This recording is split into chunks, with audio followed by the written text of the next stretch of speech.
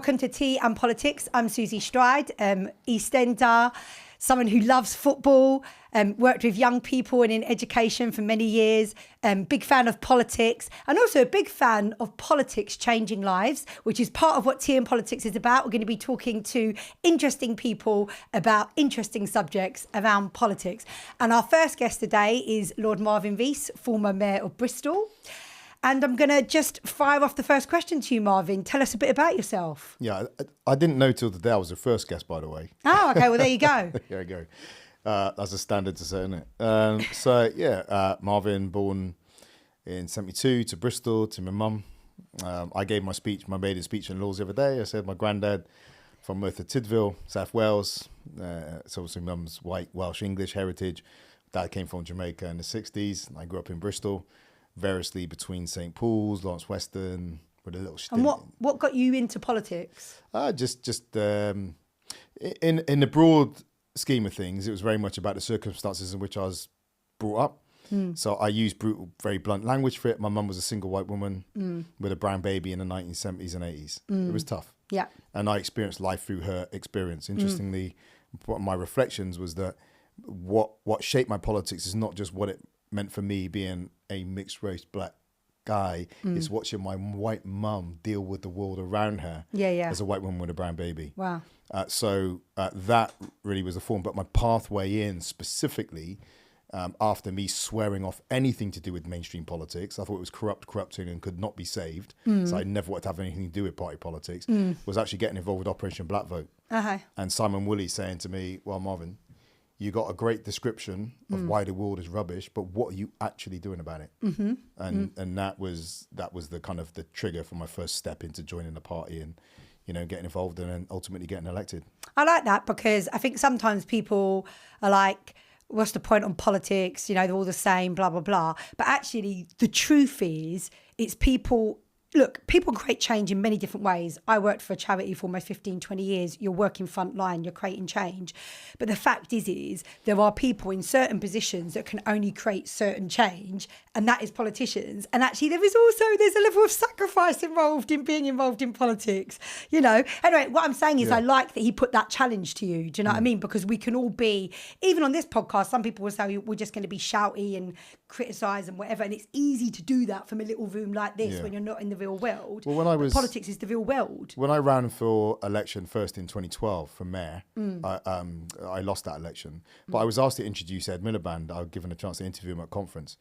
And in that, I used the phrase touchline prophets. Those people on the touchline, they're never in the game. They've got all the narrative, all the criticism, get on, do that, but they've never known what it's like to be on a pitch. And I used to box a bit, and I said, that's like people who watch boxing. They've never been in a ring, but they've got all the advice to give to some guy who's in round 9, 10 about how they need to work harder and stick the jab out. They don't know what it is to be in there and get hit. That's the same in politics. You don't go into politics, and this is why I had to grow up.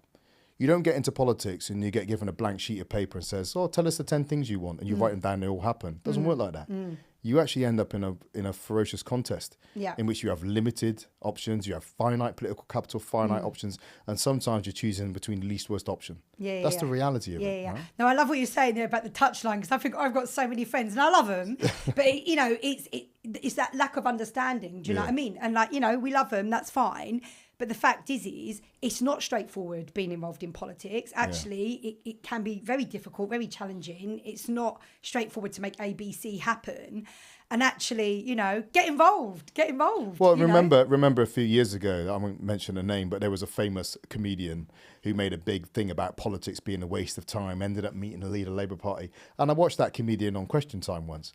And they were saying, well, why don't you get involved? You got all the answers. He said, I wouldn't get involved in that. It would corrupt me. I said, well, what's your criticism then? If you're claiming to be this kind of almost, you know, sage-like character on the outside, how are you criticising the people inside if you believe the system is so powerful, even you would not fall prey to it, right? Exactly. That's an unfair criticism. But the truth is, you can go in there, you can do things. And the way I phrased it to people often, I'm a fallen human being, right?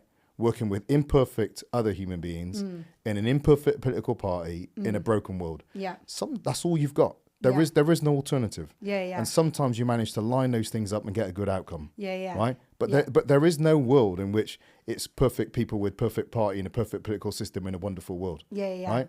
You got to work with the brokenness. 100%, 100%. I mean, it's interesting you saying all of that, because I think sometimes because of where we are at as political parties, we're not talking about one particular party, sometimes that is where people get a bit disengaged, because maybe they feel like people aren't authentic enough or real enough, or, you know, you don't know where I've come from. I don't know what your thoughts are on that. What, people becoming disillusioned with a lack of integrity in politics? Yeah. Well, again, what are you going to do? I mean, if like I'd often say to people about King or Mandela, if they waited for for a wonderful invitation from a wonderful group of people to get involved in the system, they never would have done anything. The reality is, the only political world there is one in which you have to push your way into. I don't mean you have to be pushy, but you have to turn up in places where previously you weren't invited, particularly if you come from working class backgrounds or groups that aren't represented in politics. But this is what we want to talk about. So class. I'm in rooms all the time. Yeah. And in fact, it's one of the things I talk with young people about. And I remember when I got to university, and I said to a friend of mine, if only we knew then what we know now. So I turned up at Swansea University. I didn't even go to the open day. I knew nothing about university. I was first in my family, like so many, and all that type of stuff. And sometimes the guys from the boarding schools who would come in waves, because I played a bit of rugby, would kind of talk condescendingly and down. And I said to my friend, if I'd known then what I know now, I would have said, so how much did your parents spend on your education? What, 400 grand? And we're 18 and you're at the same university of me. Your parents must be gutted. They didn't drop 400 grand for you to be at the same university as this comprehensive school, single parent, mixed race kid, right? You should be at Oxford, Cambridge. And so pound for pound, hour for hour, skill for skill, I've done better than you. I'm not saying I'm better than them. But if I was in that, if I had that knowledge, then I probably would have dropped that. And then I would have told them I was just winding them up. I actually, I tried 3 times to get into Cambridge. At one time, I knocked on a door in Harlow when I ran for Parliament. Proper posho then, are you? Yeah, exactly. See the accent. I've been told by high up people that they've said, you'll go far, Suzy, but you may need to sort out your accent. But anyway, I will never change this accent. My granddad said to me that he was a vicar, and he said, Suzy, even when I became, a vicar that was connecting with all these other theologians, I never forgot my shop steward days, never forgot my working class roots. Don't forget your working class roots. Which is, we've not even got onto class yet, but it's a funny thing, isn't it, class? Because, how do you even define it? Because someone could say, oh, Suzy, you're not working class, you've got a nice job, you went to a university, whatever. But it's even how you put your finger on what is class. For me, sometimes it's something that's felt, my mum used to stack shelves in Asda's when I was a kid doing night shifts. Does that call me working class? I don't know. Whatever. Obviously, Alan Sugar has he got working class roots, but now he's wealthy. Anyway, pushing that to one side for a moment, I knocked on someone's door in Harlow. That was a long tangent for me. Knocked on someone's door, said, do you want to vote for me? He said, oh no, you're just Cambridge educated, posh, blah, blah, blah. Yeah. And I put my foot in the door and I said, no, sorry, I went to a state school. I worked hard. They actually rejected me twice. I had to fight my way in there. And actually probably every day I was there, not every day, but generally felt imposter syndrome, which is obviously something you often feel in politics as well. And it's that thing, isn't it? Just because you're from a working class background, that doesn't mean you don't deserve to be in those places. Yeah. What is the point that Suzy is making? The point that I'm making is that we're talking about class a little bit, and race, and we're talking about how it can be a bit of a barrier. But what you said is something that resonates with me a lot, because we can end up in a kind of limbo, right? In a difficult relationship with class, because I've faced that.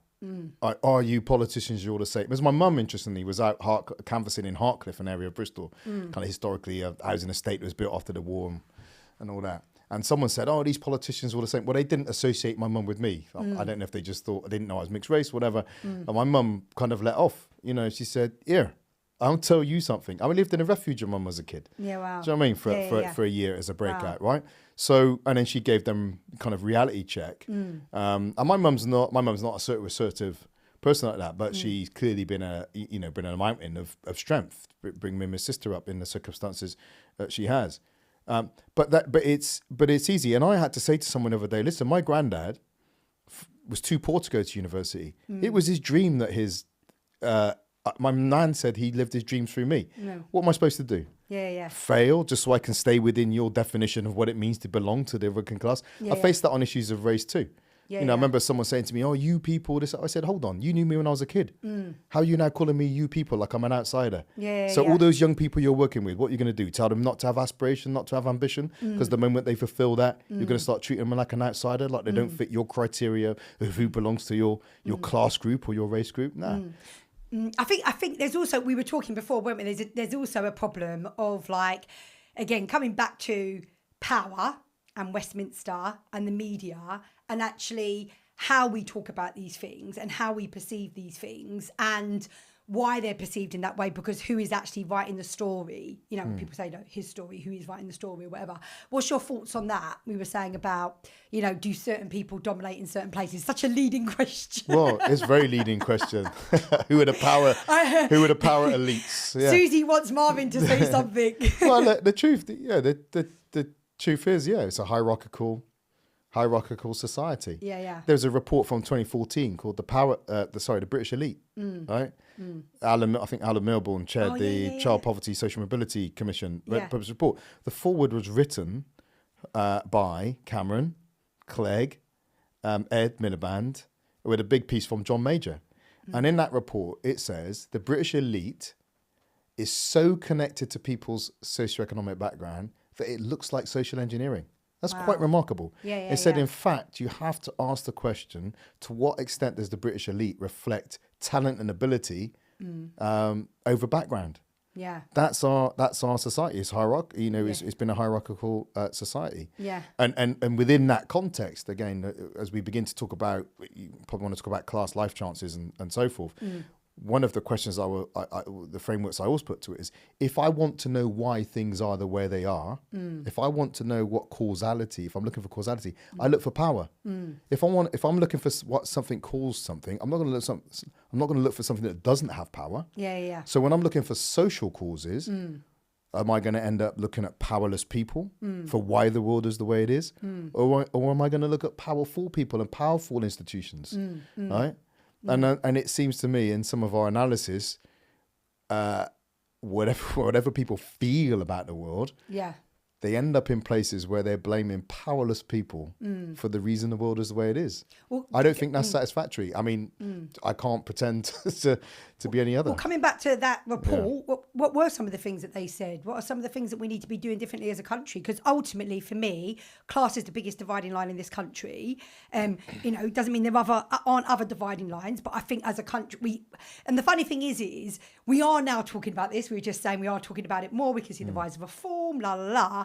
But is reform a class conversation now? I don't know if I think reform's a fed up conversation. People are fed up. It's grievance. Yeah, well, it's a fed up politics. Yeah, fed up politics. The number of times I led Robert Jenrick the other day talking about people skipping it's the height of political vision, right? Don't like Jenrick. People, and well, it was used this when I was in local government, but you know, people skip, you know, the 4% of people who jump the barriers as though this is the number of times I heard in that interview, I'm sick and tired of this, I'm sick and tired of that. Do you know, as a mayor, you got to get stuff done. Yeah. Do you know what I mean? Coming from backgrounds like mine, like ours, you got to get stuff done. You can't just walk around and keep telling everyone you're sick and tired of stuff. That's boring at some point. What's your solution? Was that what what Jenrick was saying? Yeah, I'm sick and tired of this. People breaking the rules. It's unfair. You know, this grievance. Should never be leader of the Tory party. I don't think it is class politics. I think it's grievance politics. I think it's harvesting hopelessness and trying to turn it into a political platform. Well, it might be both and. I think it's important. People may go to it because of that, but I don't think that's what it is.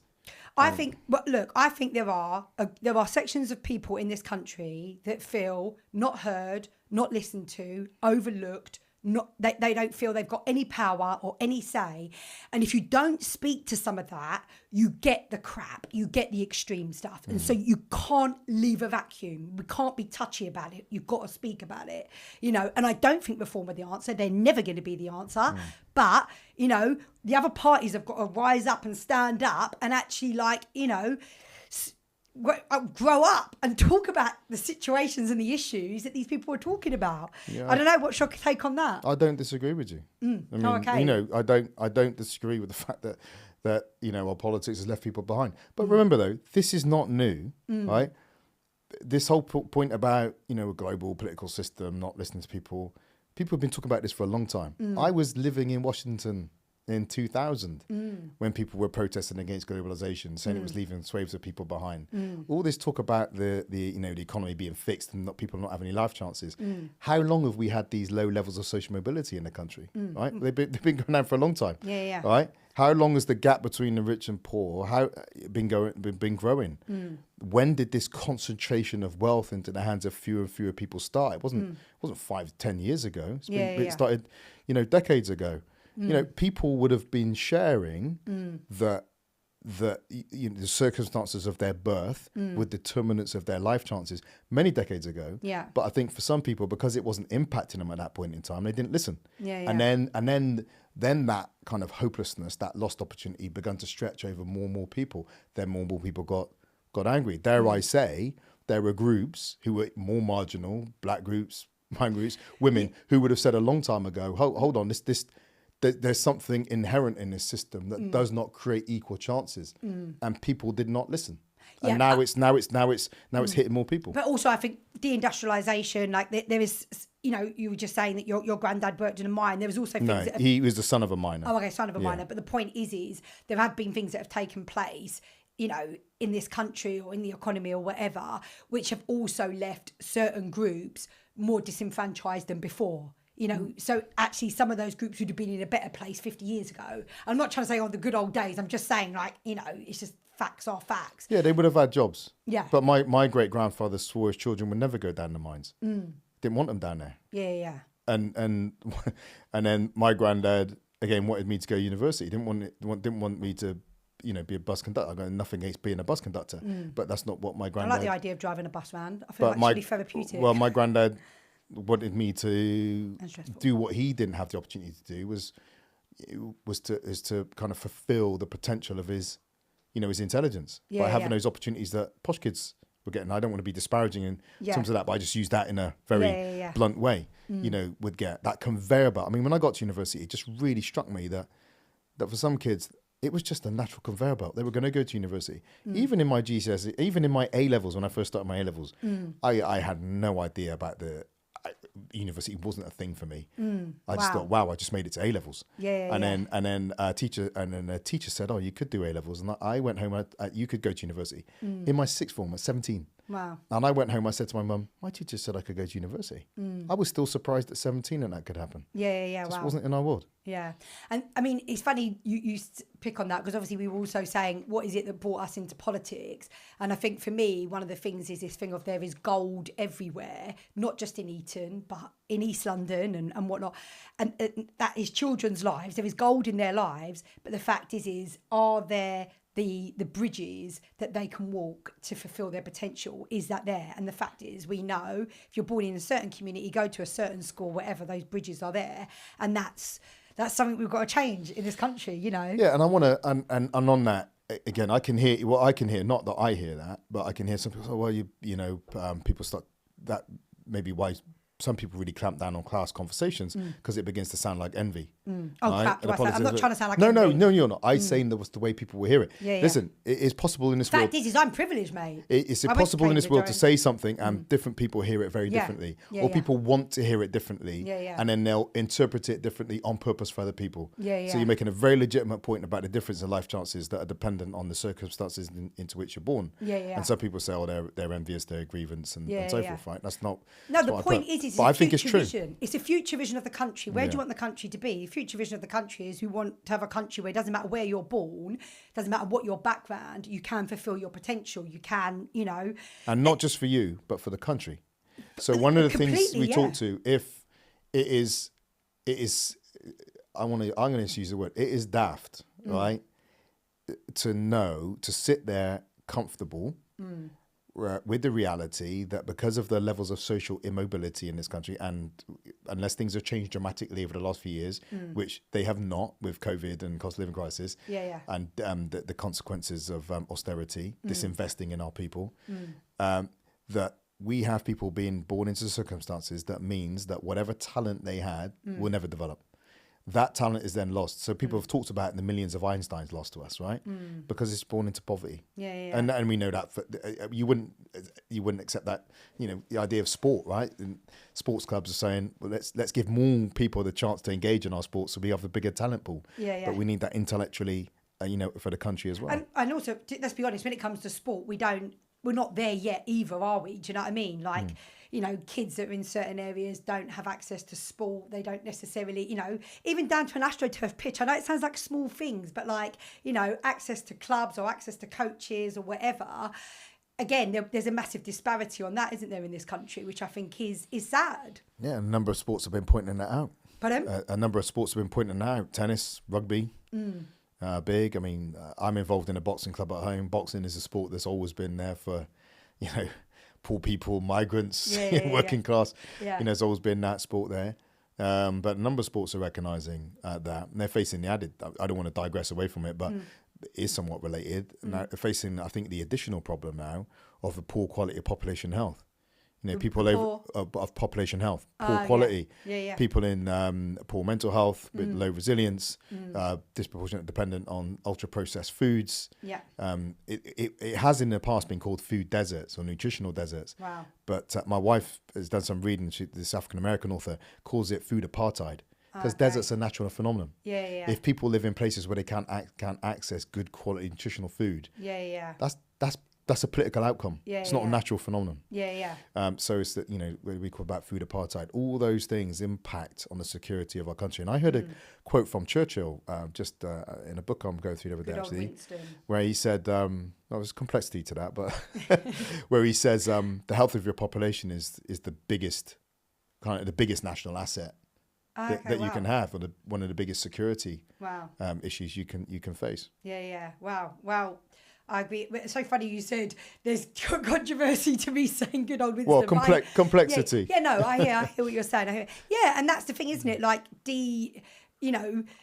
what am I going to say? Like food companies and processed foods and all of that, it does need to be regulated. Some people don't like it, nanny state, all that stuff. No, I'm all for the sugar tax. I'm all for making sure there's regulation there.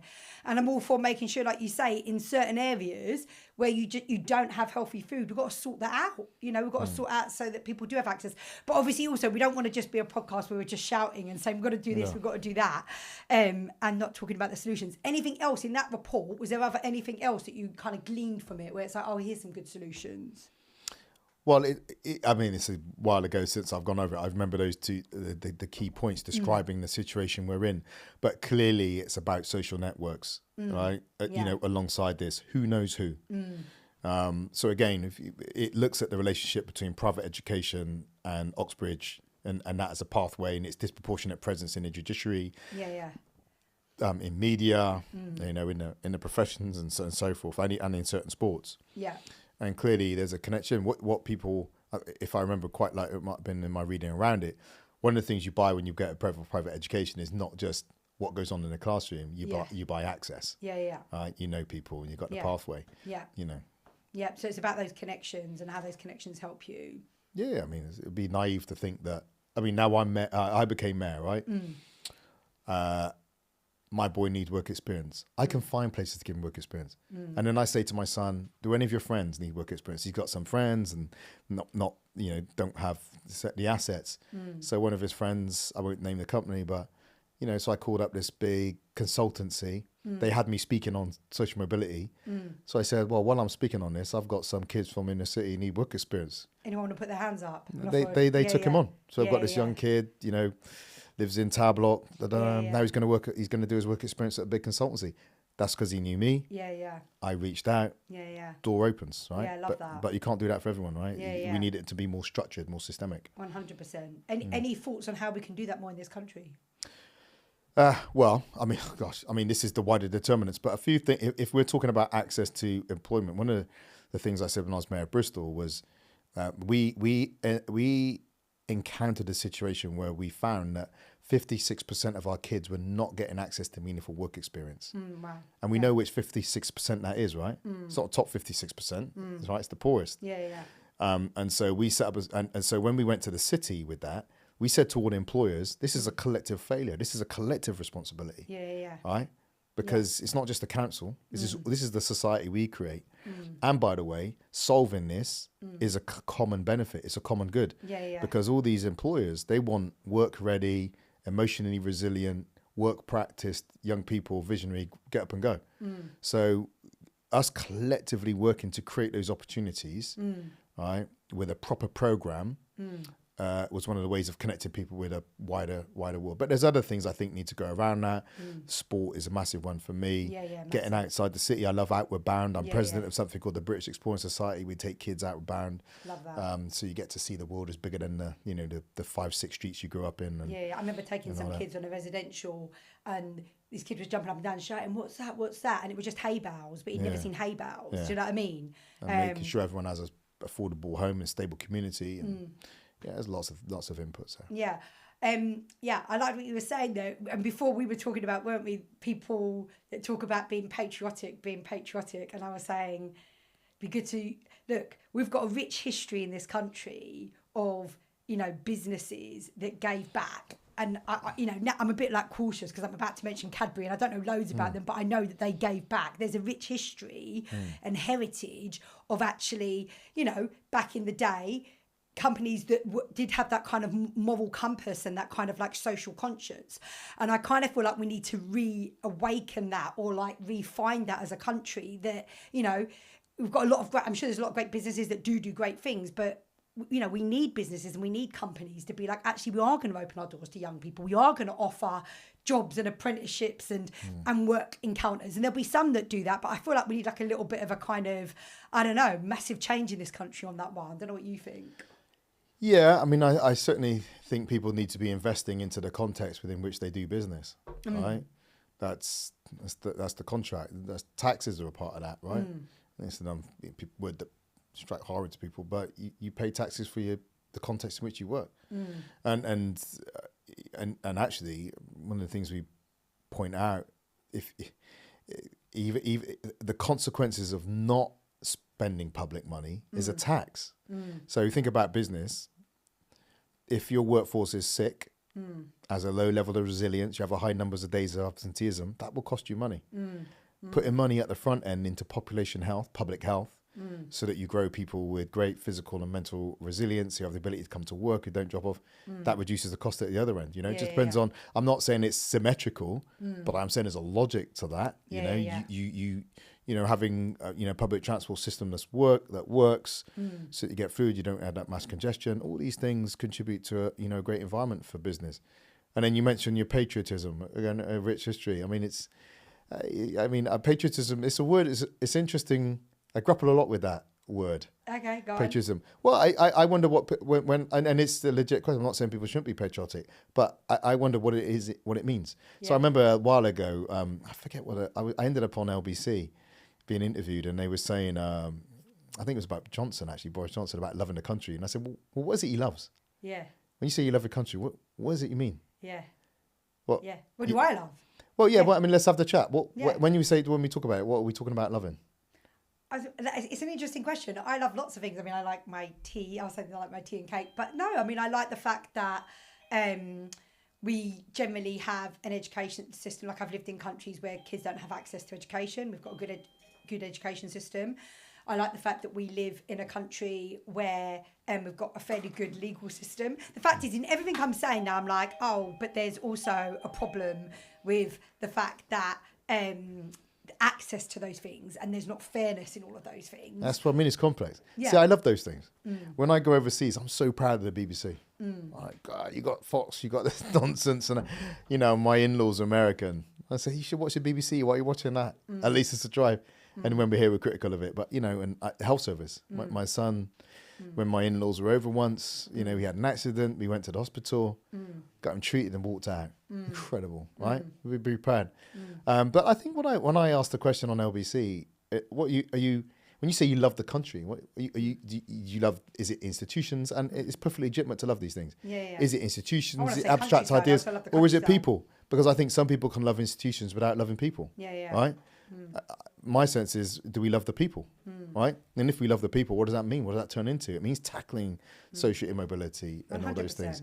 So I just find sometimes the conversation around patriotism a little bit abstract. I really want to pin it down, right? Yeah, I need yeah. to see evidence of love of people, Yeah. not just Yeah. you know, a hymn or a flag, Yeah. because all that stuff can happen. That stuff can be used to manipulate people, right, and exploit them. Yeah. Yeah, I hear Do we you. love but the I also, Dickensian realities Yeah. of, and poverty and the inequality? Yeah. No, I hear you. Basically, you can be patriotic. I about opened that conversation, by the way, because we talked about it beforehand. Yeah. But it's interesting, isn't it? Because you can be patriotic and love your country. And because you love your country and because you're patriotic, you have a vision of actually also what it needs to be. Like, it needs to be more fair. It needs to be more equal. It needs to be that kids that live in East London have the same access as kids that live in Eton. Do you know what I mean? That, for me, that is both and. You can love your country and also be like, this country needs to fix up, look sharp, as Dizzy Rascal So this would this say. reminds me of a quote by C.S. Lewis, right? Famous national treasure. And I'm going to butcher this quote, but you can find it. He said, love is a strange thing, right?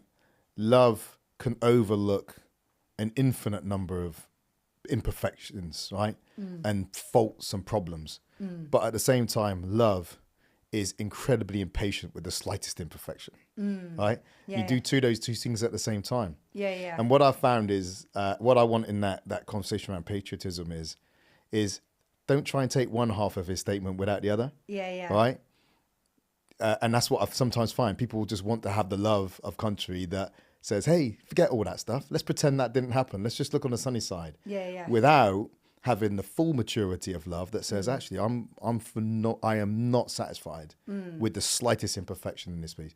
And if I'm not satisfied with it, I got to name it and deal with it. Yeah. That doesn't mean that I don't love it. It just Yeah. means that we deal with complexity. Yeah. And I've thought as well, when we're thinking about our relationship with the country and this whole idea of patriotism, listen, I am a fallen human being. I'm full of hypocrisy, contradictions. And here's the great secret. So are you. And so is everyone else listening to this, right? So we're all hypocrites. We have, if you knew everything that I know about me, you probably wouldn't talk to me. If I knew everything about you that you know, I probably wouldn't even be in the same room as you. That's what Tony Campolo's little gag there, right? So that's what we are as individuals. So now let's get millions of individuals, put them on a piece of land, and give them 2,000 years. You don't think there's going to be hypocrisies and failures and contradictions and even the presence of evil alongside good and success within that? If we want to be mature, we tell the full story of who we are. It doesn't mean we're putting it down. We're just finding out who we are. Yeah. We've all got our brokenness. We've all got our mess. Yeah. On that. And more so as a group. Yeah. On that, every leader has gone through their stuff and had to overcome adversity. What's helped you overcome adversity as a kind of...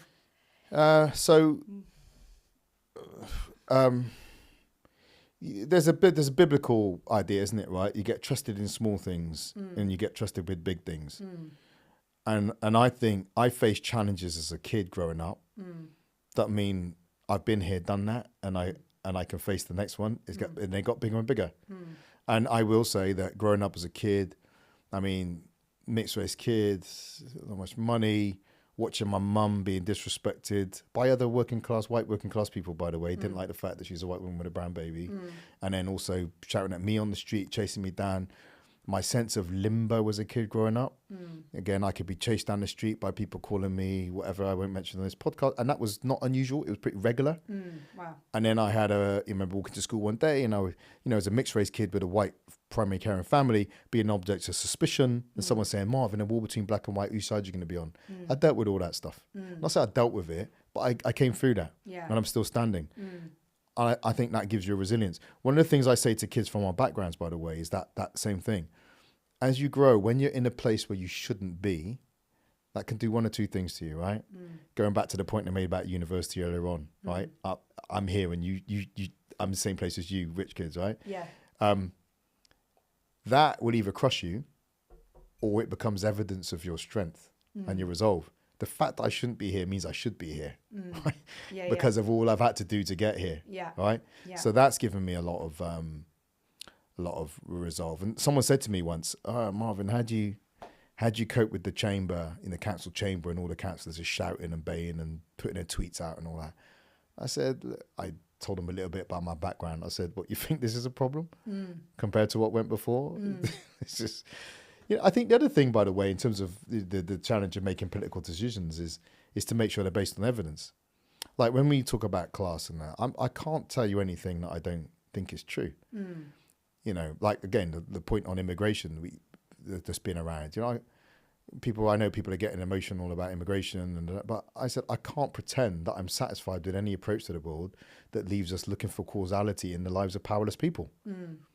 Doesn't make sense to me. Yeah. And if I thought it through, then it doesn't mean I don't listen. But if I thought it through, then I have some resolve in that. Yeah. And rightness is not proven by numbers. The correct position is proven by looking at the data, the evidence, and then drawing a conclusion.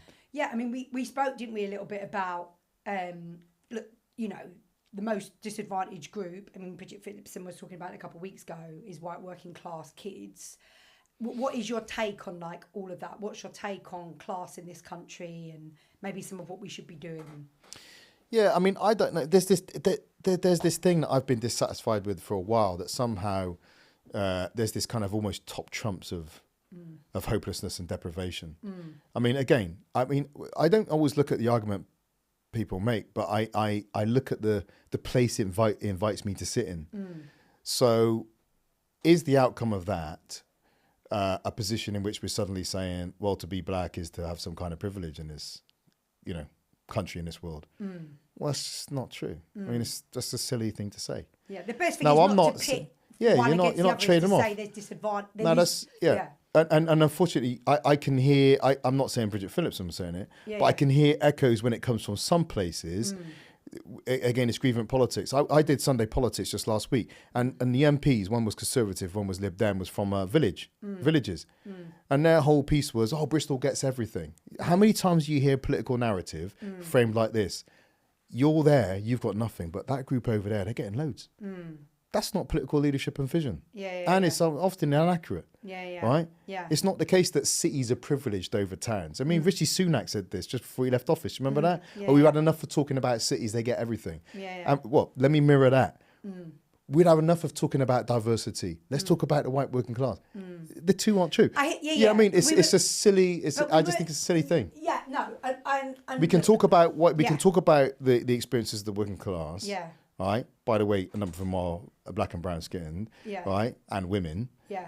And we can talk about all those things at the same time, and they can all be true at the same time. They don't come at each other's expense. They can be, and obviously you can. But I do think it is okay that they're basically saying there are some stats that show, educationally or whatever, that this group have been left behind. And we were talking about this before, that actually where there are groups that are left behind that don't feel like they have a voice, that don't feel like they're heard, when that happens, that's when people feel disenfranchised and people just they don't vote, they don't engage, or they start voting for strange parties or whatever, So I think it is okay to also call something what it's okay to say, well, actually, this group are a bit left behind. They are a bit disadvantaged. And actually, we need to think about that and we need to do some stuff around that, because actually, otherwise, you start getting the extreme stuff. Again, I agree with that. But what they say, right? The truth told without love is more like hostility than honesty, right?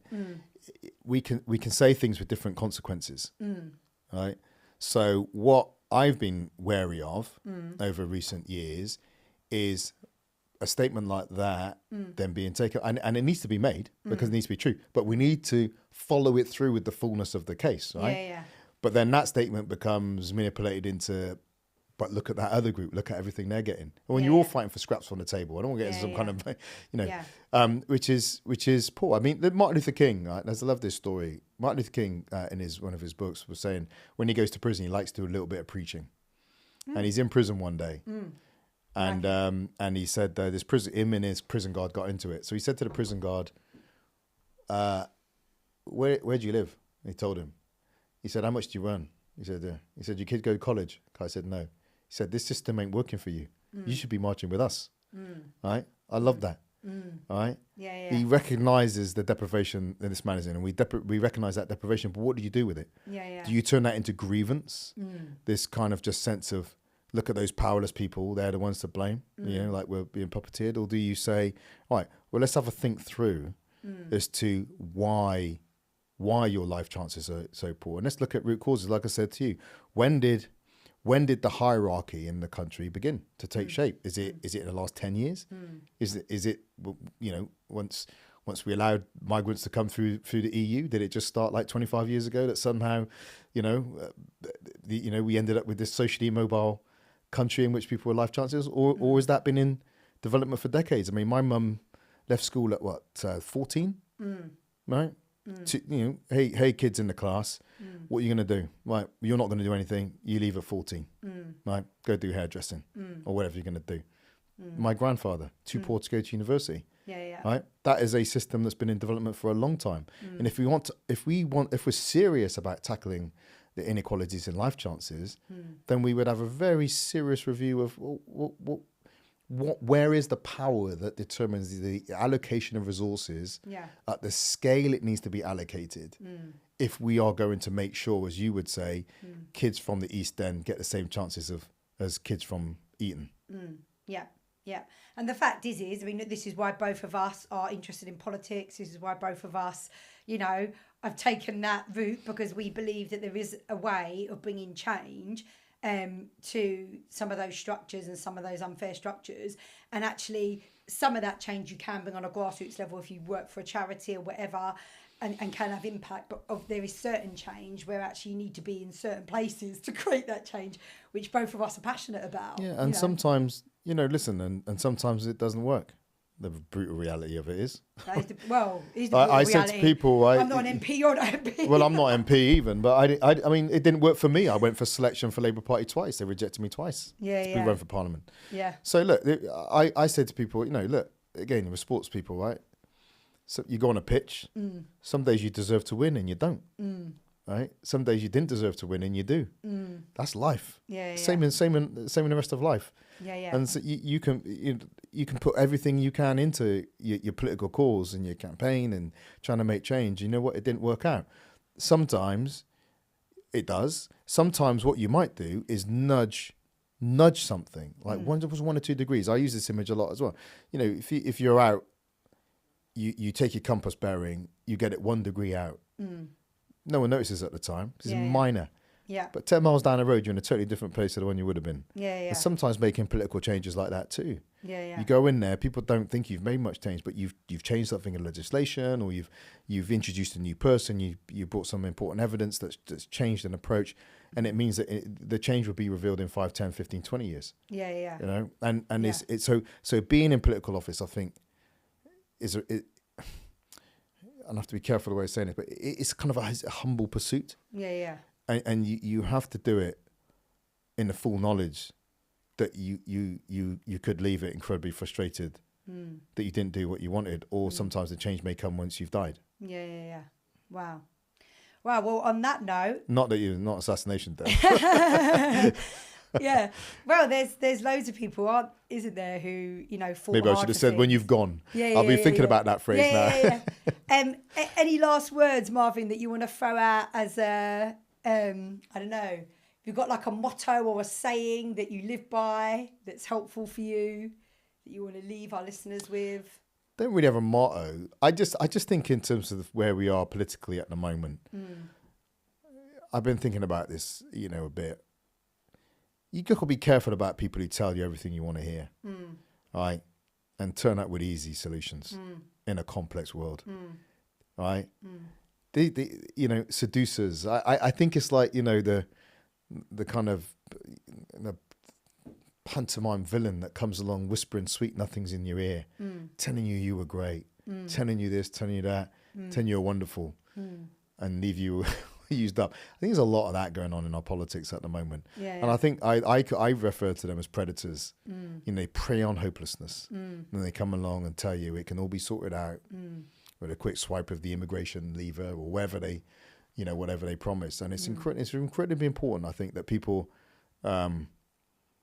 equip themselves with a bit of an understanding of the world. And